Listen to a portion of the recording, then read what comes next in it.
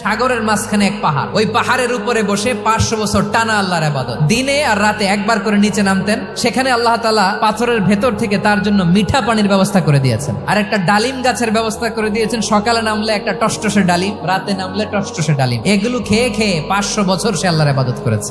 আল্লাহর দরবারে কিয়ামতের কঠিন ময়দানে যখন লোকটা হাজির হয়ে যাবে, আল্লাহ বলবেন 500 বছর ইবাদত করছে তো আমার দয়ায় আমার বান্দারে জান্নাত দাও। এই বান্দা বলে বালবি আমালি, আল্লাহ তোমার দয়া লাগবে কেন? আমি আমার আমল দিয়ে জান্নাতে যেতে চাই। আল্লাহ বলবেন তাই, ঠিক আছে, তোমার 500 বছরের ইবাদত এক পাল্লায় রাখো। আর আল্লাহ বললেন আমি যে দয়া করে সৌন্দর্য দেখার জন্য তোমার দুটা চোখ দিয়েছিলাম, দুটা নয়, একটা চোখ আরেক পাল্লায় রাখো। রাখা হবে, দেখা যাবে ওই 500 বছরের ইবাদত হালকা হয়েছে, আর মুহূর্তের মধ্যে আল্লাহর দেয়া একটা চোখের নেয়ামত ভারী হয়ে গিয়েছে।